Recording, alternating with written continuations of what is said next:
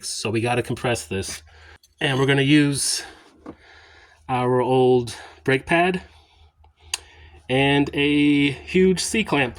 If you find yourself really having to crank on your C-clamp to get your piston to retract, you need to investigate further because you might have a bad caliper. Oh yeah, and it's probably a good idea to leave your old rotor on. Do the rotor last. Do all this first, so that way you can just rest everything on the old rotor. In this case, I'm resting things on the new rotor, but I'm being extra careful. I'm going to turn this while I'm holding this, and it's going to compress this piston. I'll bring you back and show you.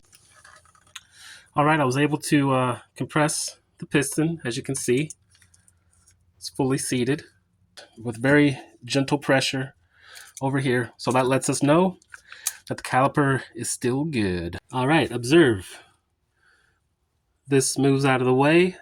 I still like to support this with one hand and then slip the brake pad in there with the other hand. Then you just put it back together. If you're nervous about torquing this down as far as getting it tight enough, I would use a torque wrench. I didn't use a torque wrench. I actually used the breaker bar as much as I could. And then I used this. So I observed how much pressure it took to remove this caliper bracket.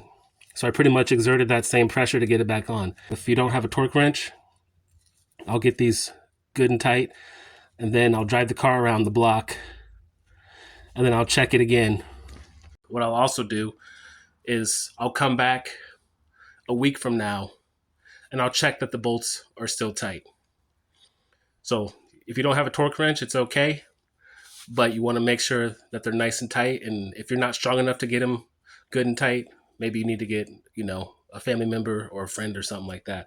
It's very important that these bolts don't come loose when you're driving down the highway, because that's very dangerous for you and other people on the road.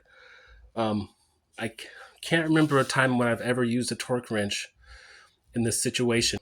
This is one of those situations where, like I said, if you're feeling nervous about it or whatever, just get a torque wrench. That's it, guys. It's pretty straightforward. What were the struggles here? We struggled with this a little bit, this screw. All right, I'm gonna button everything up here and we're done.